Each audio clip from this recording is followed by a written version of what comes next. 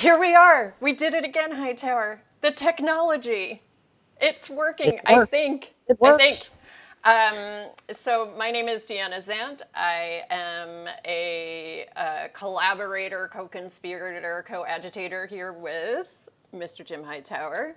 And we are going to be hitting it tonight with some post office action. Like, you would not believe how interesting and crazy that this post office stuff is. So, Hightower, you wanna tell us a little bit about what you're thinking about? Yeah, well, here we are, uh, being socially responsible, distancing ourselves. We've got Deanna right there in Brooklyn, New York. We've got Jay Harris, publisher of the Hightower Yay! Town, who's out in San Francisco, and he'll be filtering through your calls and inquiries and questions and comments, jokes, I hope, that you might be making as we go through this little exercise. Because here we are with the Hightower Lowdown Chat and Chew Facebook happy hour, and Yeah. that's what we stress. This is a hard time, but the people are happy. The people are strong, and the people are going to take charge. Cheers to And we're that. going to raise one of those issues right here today, in that is extraordinary. I mean, it's almost unbelievable if you think about it, and that has to do with the post office. But that sounds a little mundane. What it really has to do with is democracy and egalitarianism, and whether we the people matter or the corporations are going to control everything.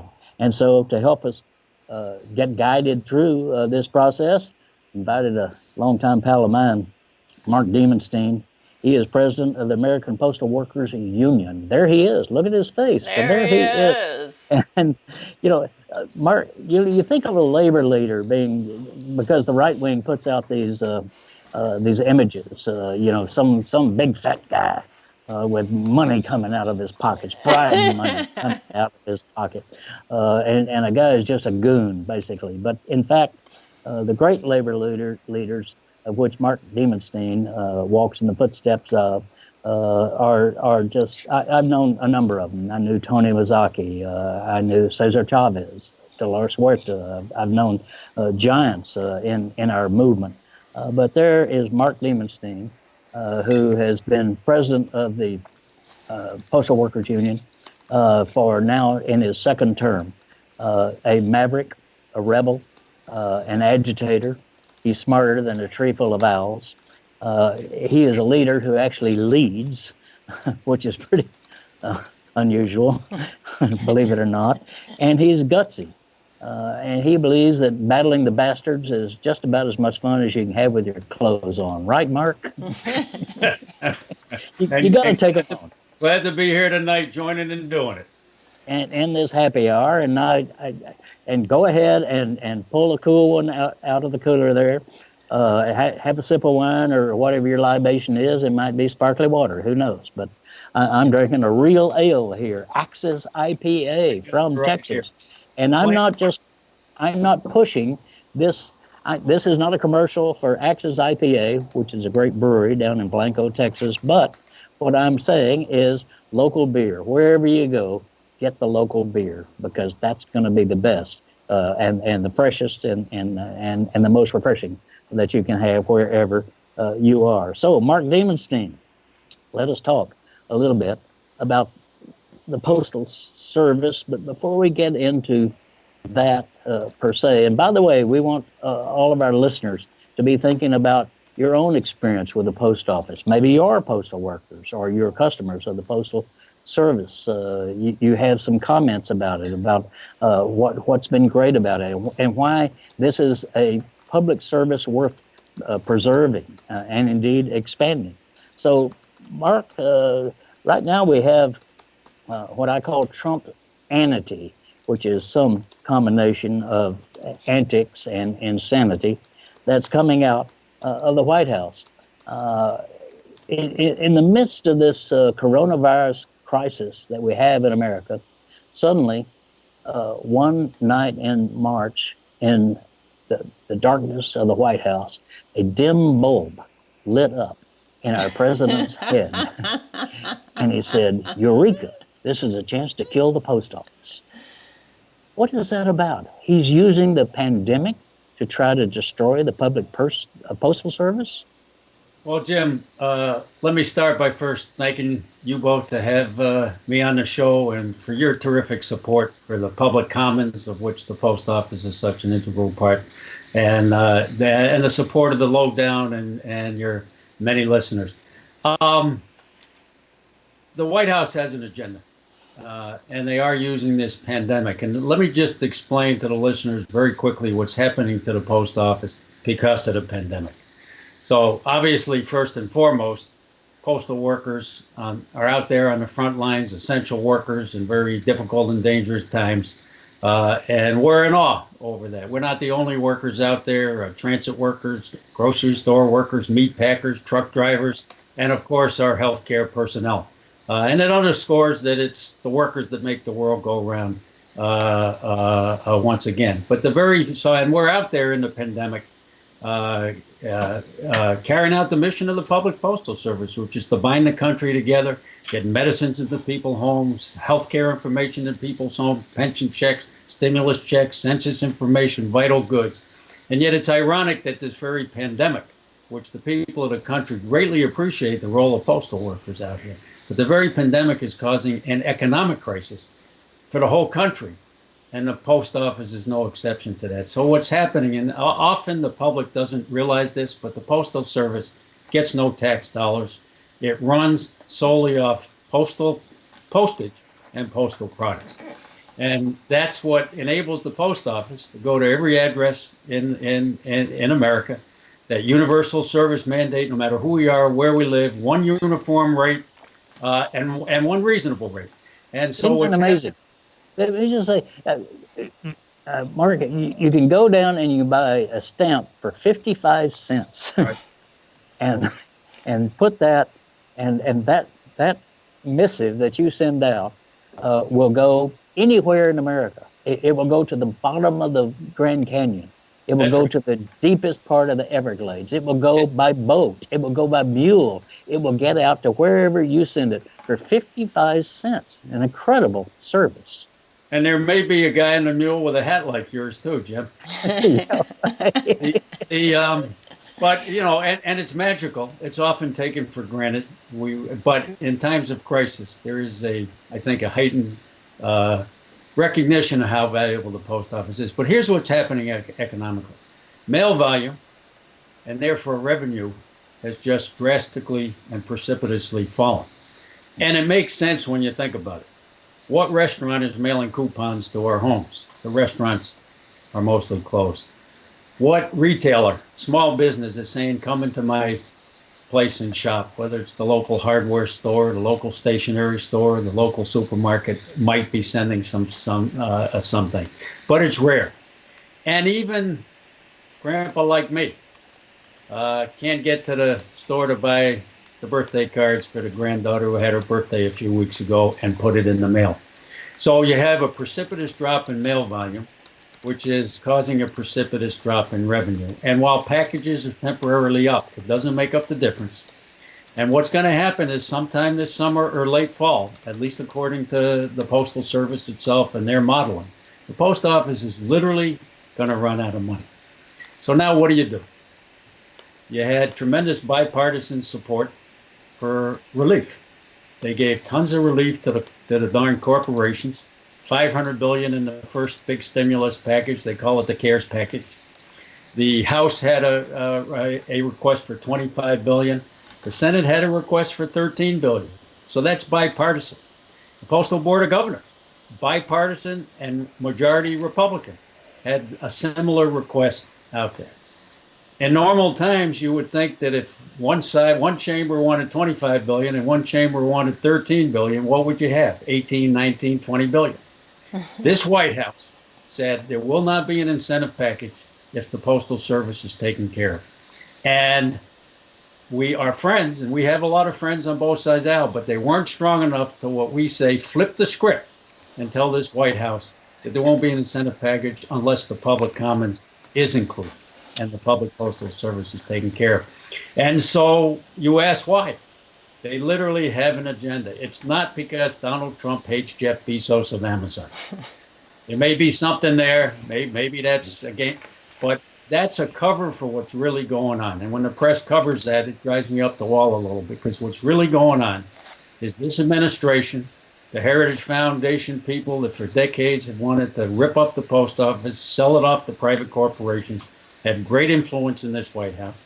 And the White House itself, through an Office Management and Budget report from June 2018, put it in writing, so you don't have to listen to Mark Dimondstein. They said this is their opportunity. Opportunity is what they called it, to sell off, corporatize, privatize the public post office and sell it so that it all becomes a profit-making operation. So they see this crisis, rather than to set policy, rather than to serve the people. You know, when there are no stakeholders and high-paid CEOs here, they took care of them. Well, you know, it's interesting that you bring that up, Mark. I just want to, we had a question from one of the commenters already, has anybody, like the CEO of like Hallmark or American Greetings or any of those folks weighed in on this destruction of the post office stuff? Well, that's an interesting question, because there are many big mailers or industry tied to mailing who very much want to see the post office thrive, who want to see the post office get through this COVID crisis, and therefore are on the same side. We have, I raised the Postal Board of Governors, that's management. There are 4 postal unions who are all united on this, and a lot of the industry also wants this relief to be there. And we talk about rural states. Imagine what would happen if there was not a post office everywhere, but especially in rural America. And I know, Jim, you got a long history with the struggle of the farmers and your work as the progressive agricultural commissioner of the great state of Texas. If this becomes a profit-making operation, whether we get mail at all, so there goes our small d democratic right. Who gets it, under what conditions, and what cost will depend on whether somebody can make a quick buck. Rather than the universal service mandate, where we go to every address 6 days a week and sometimes 7, and that's the way it should be. There's no surcharge. Go ahead, Jim. That's what we mean when what I mean when I say that this is not about the post office. This is about democracy. This is about egalitarianism. This is about whether we're all in this together. You know, now in this pandemic, you got every corporation running ads on television saying we are all in this together. But those CEOs are sitting on their continuing fat salaries, and they're full of health care as their workers are being fired and et cetera. They're not all in this together. They're nowhere near That's us. right. So the post office is one of these entities. And I grew up with it in a small town in Texas. Willie Nelson did a terrific video for the Postal Workers Union, where he talked about the post office in Abbott, Texas, where he grew up, and how important that was to his own family and to the local businesses in that small town. All that's going to go away, and by going away, that's democracy going away. The fat cats are going to take care of themselves. They're going to have their own communications mediums, but the regular people is what we're talking about. And Deanna, you give us, you mentioned, Mark, the popularity of the post office. It is extraordinary. It is consistently, right, Deanna? Yeah, I think it's the number one agency in America. Yeah, we were looking at poll figures as we were prepping for this show, and the post office is the highest rated federal agency that there is. It comes in front of the Secret Service, and it comes in front of the CDC. I don't know how the CDC is doing right now. We're not going to ask, maybe, but it is the most popular. And I mean, people are sharing all kinds of great stuff in our comments. We're gonna get there. And also, shout out to the postal workers who are showing up for this chat. What? Postal workers everywhere. Yeah. And tons of you in the chat right now, and we love it. I know Well, growing up. let's go one. Let me interrupt, Yeah. Deanna, because I want to go to this story Oh yeah. that went viral on the internet this I'm past gonna have week to have a drink for uh, this. about Emerson Weber, this 11-year-old fifth grader out there somewhere in America, who just did this extraordinary thing to emphasize the importance of postal service to and her letter carrier to her, not to Yeah. America, but to her personally. Tell that story. Just real quick, I don't know if folks have seen this, but this girl said that she doesn't have a phone, so she writes letters to her friends. And during the pandemic, especially, she felt really isolated, but she's still writing and getting letters back. And so she wrote a thank you letter to her letter carrier. That letter carrier in a meeting happened to show it to other letter carriers. Basically, the whole western part, like the whole western region, ended up getting a hold of this letter and then spreading it around. Of her thanking her postal carrier for keeping her in touch with her friends. And this amazing thing happened that then all of these postal letters have been sending their letters of thanks back to her. So they're showing up at her house now with these boxes and boxes of letters thanking. And like people, I mean, we all have, even here in Brooklyn, people think that New York is this like cold, impersonal place. But I know my letter carrier. She knows me. When she sees me on the street, she says, hello, what's going on? How are you? How's your dog? Like people have a relationship. And not just that relationship, but what you said about the egalitarian way that the post office keeps us connected is just incredible. So tell us a little bit, Mark, if you could, now that Hightower and I are fawning over the post office and shouting it all out.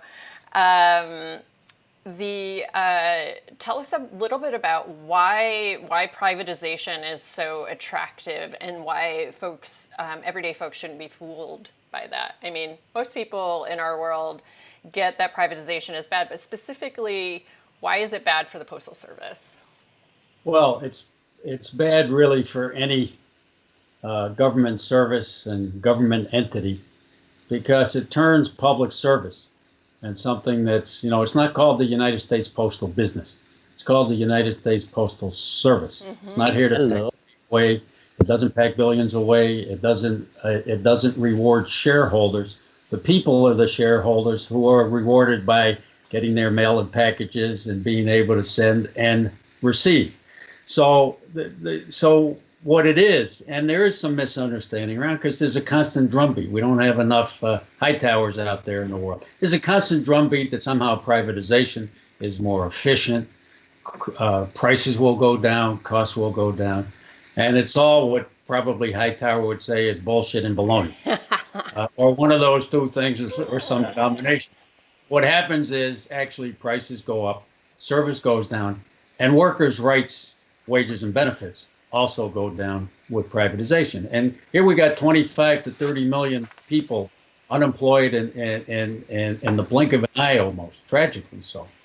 And the post office has 600,000 family-sustaining jobs that this administration is willing to put at risk. But the underlying reason is that it profitizes and raids the public till on what belongs to all of us. That's the reason right. it's bad.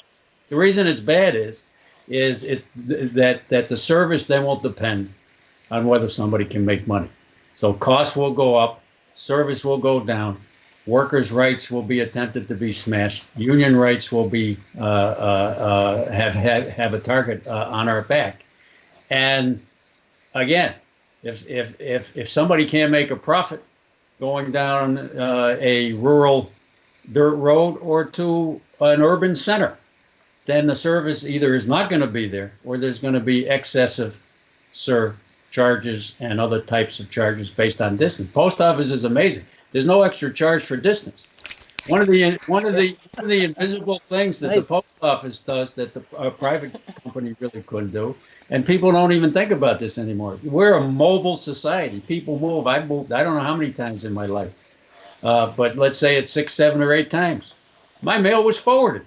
Mm-hmm. It's magic, For free. for free. For free. And so that's all part of public service. We didn't have to pay extra for that. And again, it keeps us connected. So it would be devastating for the people of this country. And it would be the loss of, again, what we had talked about, that small d democratic right, that equalizer, that everybody has the right to this service.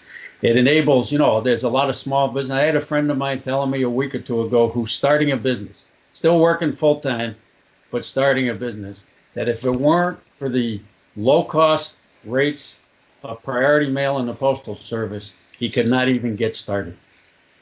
So it's the individual, it's small business, and actually they're big, e-commerce is a big thing. And then if I could go back to those polls just for a second, a couple interesting things about those. You're right. The Pew Research does a poll every year. Gallup does a lot of polls, and the post office always rates the highest of any government agency or quasi-government agency.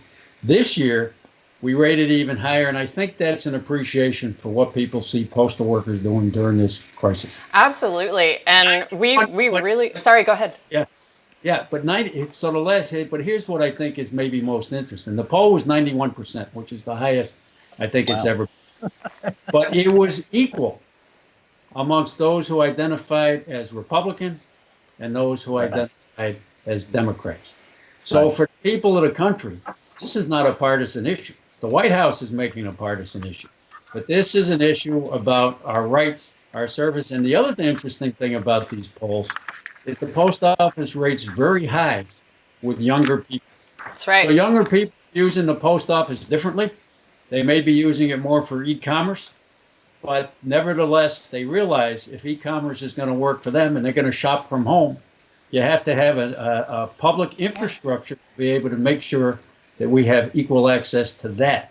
My postal service has been much more reliable than any of the private services during the pandemic here in Brooklyn. I've gotten stuff like way faster, actually, than what's even estimated. Folks are asking what they can do to support the post office. I've put up a link, which is way too long for most people to type out, but you can find it in the comments from Jay Harris, our publisher, on Action Network of how you can write your senators. But Mark, tell us more about what folks can do to support the post office. They really are chomping at the bit. Yeah, and let's be honest too. That writing your senator isn't going to do a hell of a lot of good. I mean, you got to do it. You got to do it, but we got to take more direct action. Yes, I love direct action. And we've been contemplating, Jim, how you take direct action when we can't get in cars and congregate in Washington, D.C. or at the state houses or wherever. There's that. So we're going to use some creative ways. But there are two basic things that we think people can do. We do think writing, calling, and emailing Congress people so they get a wave. Don't forget, we do have an election coming up. And they have to feel the pressure that that if they go against the post office, they're going against the will, the desires, and the needs of the American people that overwhelmingly support. Not only do they have favorable ratings of the post office and trust, but they overwhelmingly support appropriated relief due to the pandemic to their post office.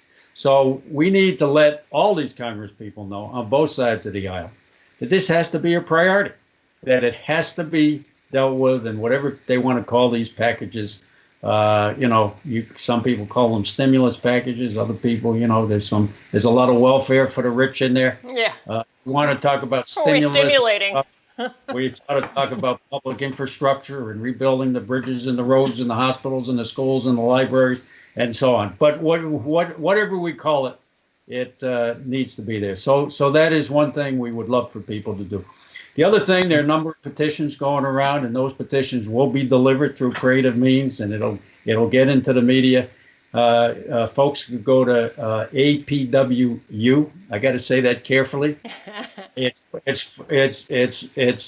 four letters, APWU.org.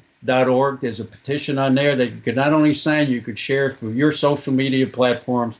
We'll gather all that up. There's well over 1 million people that have signed it so far, and the more that sign it, the best. So we again, if there's great appreciation for what the postal workers are doing right now, and we think the best way to show that is to take action in one or both of those ways. And then people are doing their own creative things, and it is creating it's not going to solve our problems, but there was a whole social media campaign of put money in the coffers of the post office by going and buy stamps whether you need them or not. Yeah. And so the sentiment was wonderful. No, it is not going to solve economic crisis that this pandemic has put the post office in, and it's not going to get an administration hell-bent on selling it off to corporations and shamefully using this crisis to accomplish their agenda. But I always believe, like the two of you do, if the people are united and mobilized, that we're more powerful than Wall Street money and the privatizer money. So we have to let all these politicians know that this is serious business. And there's an interesting recent poll that says a majority of Democrats and almost a majority of Republicans will cast a vote against those who don't take care of the Postal Service come this November. Let me emphasize that point right there by quoting this. The humble post office is a community fixture, a civic inheritance, a rural lifeline, and one of the last vestiges of a shared civic culture in America. Treasure it, and don't let the vicissitudes of global capitalism, contempt for government, or a viral outbreak take it away. That is from the American Conservative magazine. That's right. We have, because this is common sense. This is down to the earth politics that matters because it affects us. And so we need not be afraid of pushing this forward on our political agenda, in fact, to the top of the political agenda. In the sense that, oh, well, the American public fears government, fears big government, and et cetera. I think the COVID-19 crisis kind of showed to people what small government is all about. Yeah. and that hasn't worked out too well. So we've got to be willing to stand up for this and to stand out there and make something happen. Another, by the way, Mark, something we haven't talked about, and that is voting. We've got a coronavirus crisis in America. It is actually accelerating, certainly in my state of Texas. Our screwball governor and et cetera said, oh, well, no problem. We're going to go with the economics. We're going to go with the corporation. We're going to open everything up. Well, the result is, in this last few days, we've had the highest peak of deaths and the highest peak of new coronavirus outbreaks in this state, including in the rural areas of our state that had not been subject to it before, as a result of that. So now, though, they are saying, the Republican leaders of my state and elsewhere around the country are saying, Mitch McConnell, for example, the majority leader of the Senate, goofier than which you cannot get, has declared that we can't have voting by mail. You have to vote in person. And we saw that happen in Wisconsin in their special election there. The people of Wisconsin, by the way, thank you, defied the authorities and turned out anyway, stood in line, endangering their own health, and resulted in defeating a Republican justice of the Supreme Court there. Justice is a kind of a strange word to use, but nonetheless, they did that. So we can we've got to see the possibility. We've got to demand the possibility of having the alternative of voting by mail. And as we've seen in several states, this is a system that works and increases turnout with integrity and better public policy results than anything than many of the than the suppression of the voting that's been pushed by the Republican Party all along. So here's a chance to put the post office to work for little d democracy. I couldn't agree with you more, Jim. Look, again, the stated mission of the post office, and it's a wonderful mission. We consider national treasure. It's older than the country itself. Is to bind the people of the country together. What better way to do that? To enhance access to the ballot box and general information around elections, such as referenda issues that come to the House, people can study, people can talk about, and so on. So vote by mail is not new. Overseas folks have been voting for generations. Military folks stationed outside of the country. And we have 5 states that do it by law. And Jim, you're absolutely right. Voter participation goes up. There's a paper trail.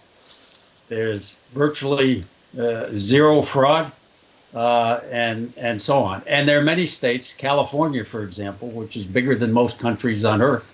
I think by itself it would be the 8th biggest country. Shout out to California.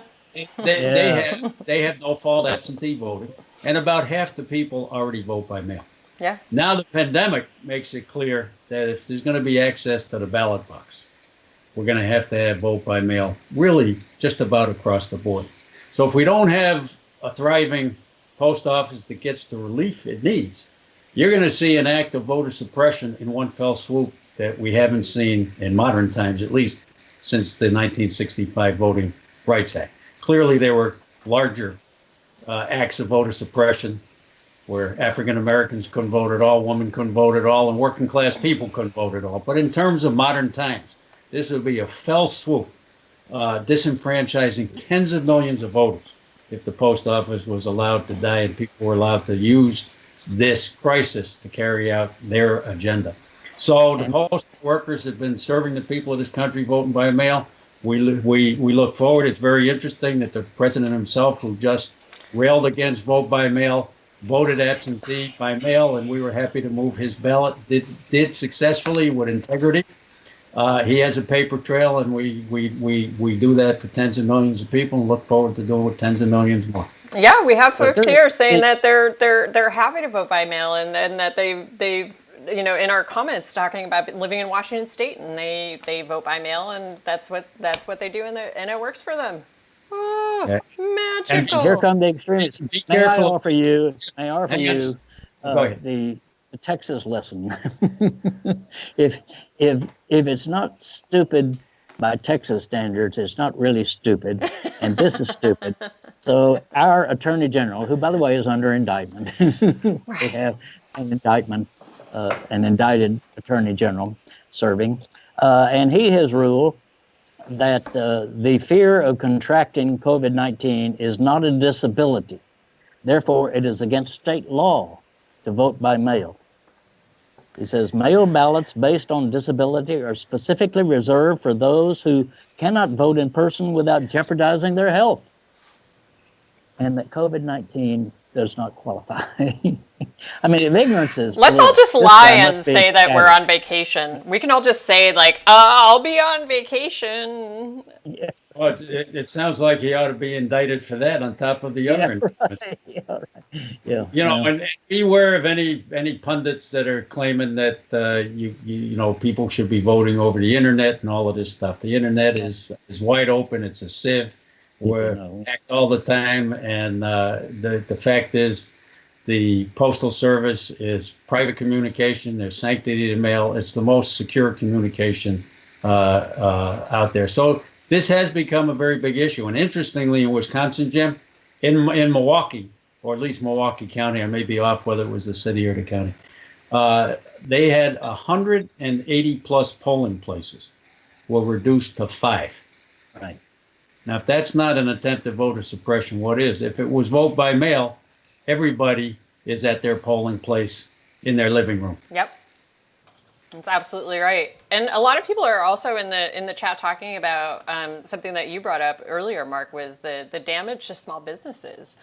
Because small businesses rely on the low rates of the Postal Service, and that, like in the Chicago Tribune, there was this editorial where a guy says, I was dismayed to learn that the Trump administration seems willing to take a hatchet to the bottom of one of the government-supported lifeboats that offers some relief to my business, the United States Postal Service. This is a record store owner in Chicago. And, I'm your average middle-aged white woman in Brooklyn. I have an Etsy store. But I rely on the Postal Service. Like I wouldn't be able to afford anything else. And how do we rally those folks? How do we rally the small business owners to get them to really put this pressure on that we really need? Well, I think the same way we asking everyone else to step up, call your Congress people, sign the petitions, but also if small business people have a testimonial to share it. This particular record store owner, if it's the same one, and it probably is, actually did a video in his store. Now, in the pandemic, if it wasn't for the Postal Service, he would be out of business. But he says, I'm adaptable, I'm creative, I can get through this, but I can't get through it without the Postal Service. Let's have your stories, people. Let's get it. Yeah. Send them in. You could send it to us. Jim, I imagine you'd be happy to take. Right. Oh yeah. The American Postal Workers Union and share them. You had asked earlier about some of the motivation for privatization. Yeah. So some of it is to get the low-cost anchor that the public domain creates for this industry. It's a massive industry, the mailing package industry, but the low-cost anchor is the public foundation. Yeah. So I just want your viewers, if they can see this. So Trump, when he attacked the post office last week or the week before, number one, he called it a joke. We've had 54 postal workers die from COVID. Yeah. Hello. We've had thousands sickened.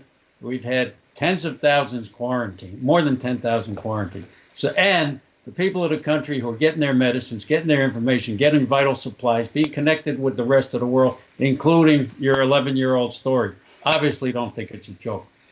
But he raised in those comments that there will be no relief for the post office that he will sign unless they raise package rates 4 to 5 times. So that's their goal. Now let's talk about that. So if you and I mail a package, I don't know if you read, Can you see that? Yeah. Okay. Yeah. That's a small flat rate priority mailbox. Yeah. You can put anything in here. You can fill it with rocks. And for that, whatever weight it is, it'll go for a little over $8, $8.30, anywhere in the country. You can go from Brooklyn to Seattle. You can go from Seattle to Austin. You can go from Austin to D.C. It doesn't matter. And it's magic. You put it in your mailbox. You let a carrier pick it up, or you'll take it to the local post office. And 2 or 3 days later, it's going to arrive, and Jim will get his box of rocks. Well, This is what. better to send it, Mark, to your Congress critter. Send a box of rocks to your Congress critter, saying, This is what "Here's a the deal." United States wants you to pay for the same package, $41.50. Yeah. Oh. Now, if you're a multimillionaire, it doesn't matter what your priority flat rate costs. For the rest of us, individuals and businesses alike, It actually does. it does. And it would actually drive the Postal Service out of the package business. It would raise rates for all of the customers. And if you drive the Postal Service out of the package business, it's another way to kill it. 30% of revenue comes from packages. A couple of folks have brought up, too, this whole thing to talk about a little bit about the misleading accounting that has gone into this talk about the Postal Service is in debt and there's this whole thing about the pensions. Like, I'm not entirely clear about it, but I kind of get it. So if you could explain it, that would be amazing. Yeah, I'll explain it, but I also want us to stay focused on the COVID economic crisis. So what happened in 2006, something no other agency and no other private company has to do. It was demanded of the post office by Congress that they have to pre-fund retiree health benefits 75 years into the future. And they had to do it in 10 years at $5.5 billion a year. Now that was funding retiree health benefits, which the post office was paying as they go, like every other company does, and they had no problem paying it. It was funding it was forced to funding for not only people that didn't work at the post office yet, but in some cases for people that weren't even born yet. That's how absurd it is. Yeah. And so it was very onerous. It put all sorts of economic demands on the post office that they couldn't meet, especially once the economic crisis of 2008 hit. So all this stuff in the news that the post office lost $5 billion, the post office $5 billion this year, the next year, the next year, it was based on that. Even the Presidential Postal Task Force, that we don't agree with their recommendations on, acknowledged that were it not for that pre-funding, I think they had said the last 5 or 6 years, the post office operations would have, the income would have met the operations. And that's the purpose. The revenue is supposed to enable the post office to be at every address every day. So it's a congressionally funded poison pill, yeah, a and it's congressionally created yeah. poison pill. That, Yeah. you know, as Lily Tomlin said, no matter how cynical you get, sometimes it's almost impossible to keep up. But even if that had not happened, we would still be facing, and that certainly has set the post office up. It slowed down mail. It caused some post office to have hours reduced. It cut staffing, so we're less able to serve the public. But even if that hadn't happened, since the post office, again, is set up on a break-even basis, not to pack money in the bank, this COVID crisis and the need for relief would still be upon us. Now, we still have to fix the stuff, but we have to make sure that we survive this moment with real support, and then we'll get back to fixing the other stuff. Right before the crisis hit, Congress was already moving on doing away with that pre-funding mandate. That would have been a big. It actually passed the House. It was starting to move through the Senate, but everything came to a screeching halt with this crisis now. And what can people do again? Like, what do we're getting a couple more things in the comments here of like people are asking us, like, so petitions, calling our senators, figuring out a way to do socially distant protests. Yeah, and we may be having, and we'll call on you, Jim, and the folks out there. We may be doing some creative caravanning, and things like that, and the and telling the stories. Yes, we've all become photographers and videographers now with our smartphones. Maybe they're making us dumber, but they're called smartphones, and what the you know, and we'll share those. And Jim, you were sharing about this is the viral, the letters going back and forth with the letter carrier and the 11 or 12-year-old.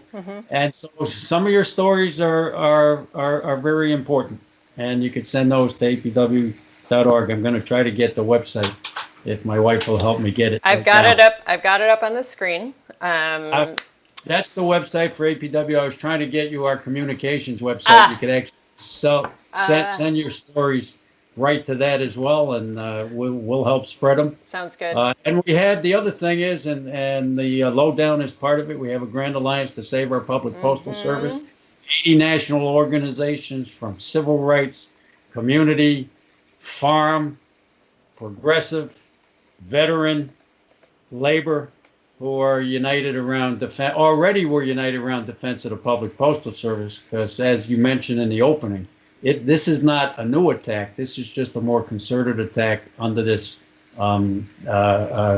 crisis, and these ideologues seeing a way to carry out their sinister agenda. But the post office has been under attack, just like all public good has been under attack for a long time. And so those stories we can share with the Grand Alliance folks. They can spread it, and so on. Call the people.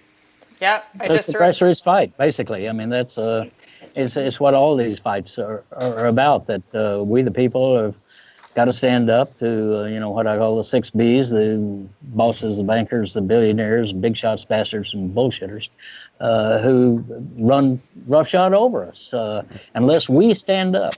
And that's really what this is all about. And I particularly like that I pulled out of our little discussion here this evening is the use of the videos and the use of the little email, telephone Tweets and all kinds of sensations. stuff. Yeah. Yeah, Yes, that make it even more personal than a letter. And I think even sending those to members of Congress saying, hey, dip stuff, you know, right. here's the reality that we're facing out here, you know, and make it more direct than just, you know, here's another letter to a member of Congress, which they will completely ignore. But particularly to get your groups involved too, your And set, churches, your labor unions, your civic groups, and go to the local Rotary Club. I mean, don't limit yourself to what's politically acceptable. Go to the Rotary Club. Go to the small business groups. Go visit with them and say, we're with you on this. This is a huge fight that is about democracy itself. It's not about the post office. It's about whether we're going to be able to communicate with each other and be a self-governing people. and we have lots of stories from the folks in the Grand Alliance. So you can send your videos of stories to communications@apwu.org. I'll put that up on the screen. And the apwu.org, you can get the petition on. And if you want a little longer email address, but it says it all, there's an organization called US Mail Not For Sale.org. All And right. petitions are also there. US Mail Not For Sale. .org, and that's connected with the Grand Alliance to Save Our Public Postal Service. So there are many avenues there, but we would love to hear the stories about what the post office has meant to you. I told an interesting story to a senator today.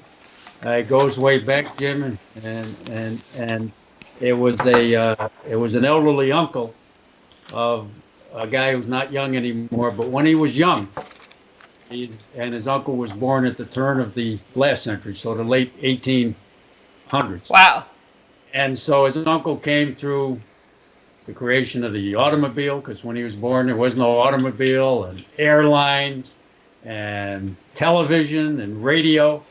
And he said to his uncle, who was grew up in a farm in the West, I think it was Kansas, could have been Nebraska, but it was one of the great farm states. And he asked his uncle, what was the most important invention or change in your life? And the answer was rural free delivery. RFD. And what he said, because he asked his uncle, well, how could that be it? And he said, because that's what opened up me to the rest of the world and the rest of the world to me and my family. Kind of an amazing story. Because he lived through all those great technological changes. Yeah. But his answer to his, it was a great uncle. So his answer to his great nephew was rural free delivery. And so that's an indication of the history that the post office has played in our lives as a people. It's changing. Mail habits change. People say, oh, the post office isn't going to be needed anymore. You kidding? That the telegraph came in, that changed communications. The telephone came in, that changed communications. Email has changed the way that we communicate. But we have a saying in our organization, the internet take it and the internet give it. That's right. More people pay their bills online. But guess what? And I'm not talking to the woman who called herself middle-aged now. Jim and I always went shopping and we came out with bags of goods, right? Now my children shop online and it comes to their home. So things are changing, but the post office is just as vital.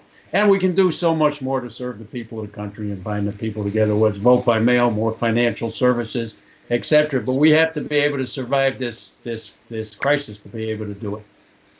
And with the help of all of your listeners and the people of this country, I'm confident that the message will get there and we will prevail. Together we will do it. Thank you. Mark Dimondstein. Mark, thank you so much. And y'all, thanks so much for having me. Thank you in the comments. We have the APWU is actually in the comments, like adding links. So check out, scroll through the comments and let us know other stories that you want to share. I've got a million links up on the screen right now because I'm a nerd and I just want to tell everybody where to go. We've got US Mail Not For Sale. We've got communications at apwu.org. We've got all kinds of stuff up on the screen. So please And a lot of people are jumping in now to say thank you to Mark, also for your hard work and your leadership. Yes. Being a union leader in this climate is not easy, and we thank you for that. Hightower, do you want to close us out with some? Can I say one other Oh thing no, before? yeah, of course. Keep Let's- talking. Being We in, can keep going. being in the fight for justice is a joy.